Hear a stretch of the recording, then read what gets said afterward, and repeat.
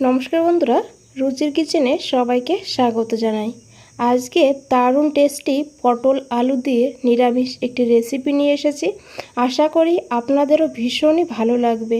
খুবই কম মশলা দিয়ে এই রেসিপিটা বানিয়ে দেখতে পারেন এই গরমে। চলুন রেসিপিটা দেখে নিয়ে যাক। প্রথমেই দেখুন, এখানে আমি 5টা পটল নিয়েছি। পটলের খোসাটাকে, যে পাতলা খোসাটা আছে সেই খোসাটাকে কিন্তু ছেঁচে নিয়েছি। তারপরে পটলটাকে দেখুন এইভাবে কেটে নিয়েছি, কেটে খুব ভালো করে ধুয়ে নিয়েছি।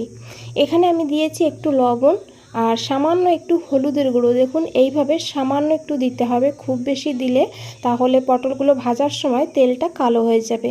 তাই সামান্য একটু হলুদের গুঁড়ো দিয়ে দিয়েছি এইভাবে হাত দিয়ে, আর তারপরে খুব ভালো করে এইভাবে হাত দিয়ে মেখে নিতে হবে। হলুদ লবণ সব জায়গায় যেন লেগে যায় সেইভাবে মেখে নিতে হবে। দেখুন এইভাবে। এদিকে বন্ধুরা একটা কড়াই বসিয়ে দিয়েছি, কড়াইটাকে ভালো করে গরম করে নিতে হবে। আর তারপরে এখানে দিয়ে দিতে হবে 2 চামচ মৌরি। মৌরিটা এই রেসিপিতে অবশ্যই দিতে হবে। মৌরিটাকে হালকা করে ভেজে নেব। তো মৌরির কালারটা চেঞ্জ করব না, আবার কিন্তু মৌরিটা ভাজা হয়ে যাবে, সেইভাবে ভেজে নিতে হবে। গ্যাসের ফ্লেমটা অবশ্যই লোতে রেখে ভেজে নেবেন, তাহলে খুব ভালো করে ভাজা হবে। তো দেখুন মৌরিটা ভাজা হয়ে গিয়েছে। এখন আমি এই মৌরিটাকে নামিয়ে নেব। নামিয়ে নিয়ে তারপরে ঠান্ডা করে নেব। তো এই কড়াইতে আমি আরও 2 চামচ সর্ষের তেল যোগ করে দিয়েছি। এদিকে একটু দেখিয়ে দিই মৌরিটাকে কিভাবে ভেজেছি। দেখুন এইভাবে। আর এই তেলটাকে ভালো করে গরম করে নিতে হবে, তারপরে এই পটলগুলোকে দিতে হবে। তবে আমি 2 বারে পটলগুলো ভেজে নেব, একবারে সবগুলো কিন্তু আসবে না এই কড়াইতে। তাই 2 বারে পটলগুলোকে ভেজে নেব। আপনাদের কড়াই যদি বড় হয় তাহলে একবারেই ভেজে নিতে পারবেন। তো আমি এইভাবে ঢাকা দিয়ে দিয়েছিলাম কিছু সময়ের জন্য, আর 2-3 মিনিট পর ঢাকনাটা খুলে এইভাবে একটু উল্টে দিতে হবে। গ্যাসের ফ্লেমটা একদম লোতে রাখতে হবে, লোতে রেখে এইভাবে পটলটাকে ভেজে নিতে হবে। দেখুন খুব সুন্দর করে এখানে পটলটা ভাজা হয়েছে, আর তেলটাও কিন্তু এখনও কালো হয়নি। তো এইভাবে পটলগুলো ভেজে নিলে তাহলে কিন্তু পটলটা ভেতর পর্যন্ত ভাজাও হবে, আবার কিন্তু খেতেও খুবই ভালো হবে, দেখতেও ভালো হবে। পটলটা ভাজা হয়ে গিয়েছে, আমি একইভাবে বাকি পটলগুলোও ভেজে নেব।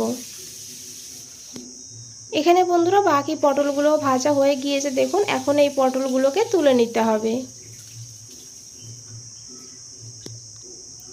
দেখুন এইভাবে পটলটাকে ভেজে নিতে হবে। এই তেলের মধ্যেই আমি দিয়েছি আলু, কেটে রাখা আলুটা দিয়ে দিতে হবে। একটা আলু এইভাবে লম্বা লম্বা করে আর একটু পাতলা করে কেটে নিয়েছি। এখন দিয়েছি অল্প করে একটু লবণ, আর দিয়ে দিতে হবে অল্প করে একটু হলুদের গুঁড়ো। এখন আলুটাকে খুব ভালো করে ভেজে নিতে হবে। তো এইভাবে লাল লাল করে আলুটাকে ভেজে নিতে হবে। তো খুব ভালো করে হলুদ আর লবণটাকে প্রথমে মিশিয়ে নেব, তারপরে ঢাকা দিয়ে দিয়ে আলুটাকে ভেজে নেব। মাঝে মাঝে ঢাকা খুলে একটু নাড়াচাড়া করে নিতে হবে। এদিকে বন্ধুরা আমি একটা মশলা বানিয়ে নেব। দেখুন যে মৌরিটাকে ভেজে নিয়েছিলাম, সেই মৌরিটাকে প্রথমে কিন্তু গুঁড়ো করে আলাদা করে রেখে দিতে হবে।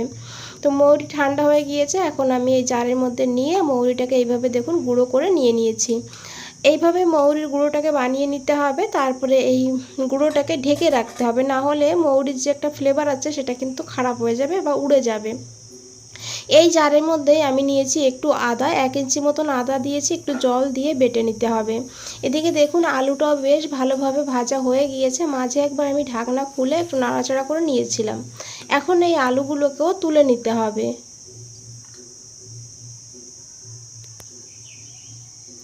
এই তেলের মধ্যে আমি রান্নাটা করব, তো নিয়েছি অল্প করে একটু মৌরি, খুবই সামান্য একটু মৌরি দিয়েছি, গোটা মৌরি। আর দিয়েছি এখানে একটা কাঁচা লঙ্কা এইভাবে ফাটিয়ে। এখন এই ফোড়নটাকে একটু ভেজে নেব, আর তারপরে এখানে দিয়ে দেবো 1 চামচ মৌরির গুঁড়ো।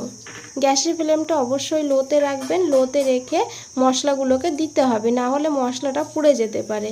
ভালো করে একটু তেলের সঙ্গে মিশিয়ে নিতে হবে। খুব সুন্দর কিন্তু এখানে একটা গন্ধ বেরিয়েছে, যখন আপনারা বানাবেন তখন বুঝতে পারবেন। তারপরে দিয়েছি এখানে 1/2 চামচ চিনি, চিনিটা অবশ্যই দেবেন। এই সময় চিনিটা দিলে কালারটা যেমন সুন্দর হবে তেমন টেস্টটাও কিন্তু দারুণ হবে।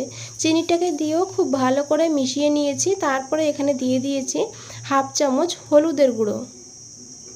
আর দিয়েছি এখানে একটু কাশ্মীরি লঙ্কার গুঁড়ো, এতে কিন্তু ঝাল হবে না, তবে কালারটা সুন্দর হবে। আর তারপরে দিয়েছি এখানে ঝাল লঙ্কার গুঁড়ো 1/2 চামচ, তবে ঝালটা আপনারা আপনাদের প্রয়োজন মতন নিতে পারেন। এখন খুব ভালো করে মিশিয়ে নেব।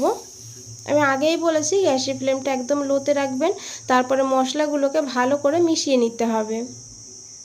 এখন এখানে দিয়ে দিতে হবে অল্প করে একটু জল, না হলে গুঁড়ো মশলাটা পুড়ে যেতে পারে। এখন ভালো করে মশলাটাকে 2 মিনিট কষিয়ে নেব। মশলাটাকে এইভাবে কষিয়ে নিলেই দেখবেন মশলার থেকে তেল আলাদা হয়ে যাবে আর মশলাটা একটু দানা দানা হতে শুরু করবে। দেখুন তেলটা একদম আলাদা হয়ে গিয়েছে। এখন এখানে দিয়ে দিতে হবে বেটে রাখা আদা।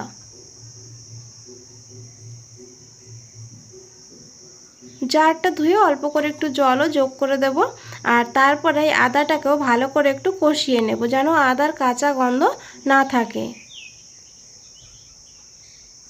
তো দেখুন আমি এখন ঢাকা দিয়ে দেব। ঢাকা দিয়ে মশলাটা কষালে তাহলে মশলাটা কিন্তু খুব সুন্দরভাবে কষানো হয়। আর মশলাটাকে একটু সময় নিয়েই কষাতে হবে, গ্যাসের ফ্লেমটা লোতে রেখে, তাহলেও কিন্তু রান্নার স্বাদটা অনেকটা বেড়ে যায়। তো দেখুন মশলার থেকে কত সুন্দরভাবে তেল আলাদা হয়ে গিয়েছে আর মশলাটা দেখতে কতটা সুন্দর লাগছে, কালারটা কত সুন্দর হয়েছে। এখন খুব ভালো করে একবার মিশিয়ে নিয়েছি। তারপরে এখানে দিয়ে দিয়েছি দুধ। এখানে আমি 1 বাটি গরুর দুধ নিয়েছি, তো আমি এখানে অল্প করে দিয়েছি, তবে পুরোটাই কিন্তু দিয়ে দিয়েছিলাম। তো দুধটা দিয়ে প্রথমে ভালো করে একটু মিশিয়ে নেব আর তারপরে বাকি দুধটাও দিয়ে দিতে হবে। তো এখানে আমি গরুর দুধ ব্যবহার করেছি, প্রথমে জাল করে তারপরে ঠান্ডা করে নিয়েছি। আর দুধটা দেওয়ার সময় অবশ্যই গ্যাসের ফ্লেমটা কমিয়ে দেবেন, না হলে বন্ধ করে দেবেন, না হলে দুধটা ফেটে যাওয়ার সম্ভাবনা থাকবে। আর এখানে আপনারা গরুর দুধের পরিবর্তে গুঁড়ো দুধ বা মিল্ক পাউডারও কিন্তু নিতে পারেন। হালকা গরম জলে মিল্ক পাউডার গুলিয়ে নিলেও কিন্তু হবে। তো দেখুন এখানে আমি দিয়ে দিয়েছি পরিমাণ মতন লবণ। লবণটা দিয়ে খুব ভালো করে মিশিয়ে নিয়েছি। এখন এটা ফুটে ওঠা পর্যন্ত অপেক্ষা করতে হবে। দেখুন খুব ভালোভাবে ফুটে উঠেছে গ্রেভিটা। এখন একবার খুব ভালো করে মিশিয়ে নিতে হবে। বন্ধুরা আশা করি দেখে বুঝতেই পেরেছেন কতটা লোভনীয় লাগছে। এখন এর মধ্যে ভেজে রাখা পটল আর আলুগুলো দিয়ে দিতে হবে। বন্ধুরা এই রেসিপির নাম হলো মৌরি পটল। বন্ধুরা এইভাবে একবার মৌরি পটল বানিয়ে দেখবেন, খেতে দুর্দান্ত হয়। আর এই গরমের সময় এরকম হালকা পাতলা ঝোল হলে আর কিছু লাগবে না, যেমন ভাতের সঙ্গে ভালো লাগে খেতে, রুটির সঙ্গেও দারুণ লাগে খেতে। এদিকে দেখুন বন্ধুরা ঢাকা দিয়ে 6-7 মিনিট আমি লো ফ্লেমে রান্না করে নিয়েছি। পটল আলু ভালোভাবে এখানে সিদ্ধ হয়ে গিয়েছে। এদিকে দেখুন বন্ধুরা আমি নিয়েছি একটা তড়কা প্যানে 1 চামচ ঘি। এখানে আপনারা তেল দিয়েও কিন্তু এই ফোড়নটা দিতে পারেন, তবে ঘি দিয়ে দিলে টেস্টটা কিন্তু দারুণ হবে। ঘিটাকে ভালো করে গরম করে নিতে হবে ধোঁয়া ওঠা পর্যন্ত। তারপরে এখানে দিয়ে দিতে হবে কালো জিরা আর দিয়ে দিতে হবে এখানে মৌরির গুঁড়ো। এখানে আমি 1 চামচের একটু কম নিয়েছি মৌরির গুঁড়ো, আপনারা চাইলে 1 চামচ না হলে 1/2 চামচও নিতে পারেন। আর এই তড়কাটাকে আমি দিয়ে দিয়েছি উপর দিয়ে, তারপরে সঙ্গে সঙ্গে ঢাকা দিয়ে গ্যাসটা বন্ধ করে রেখে দিয়েছিলাম আরও 5 মিনিট। 5 মিনিট পর ফিরে এসেছি। বন্ধুরা আশা করি দেখে বুঝতেই পেরেছেন কতটা লোভনীয় লাগছে।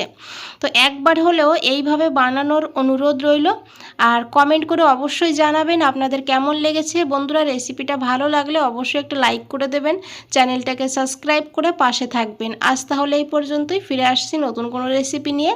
ভালো থাকবেন, সুস্থ থাকবেন। সবাইকে অনেক অনেক ধন্যবাদ এত সময় ধৈর্য ধরে রেসিপিটা দেখার জন্য।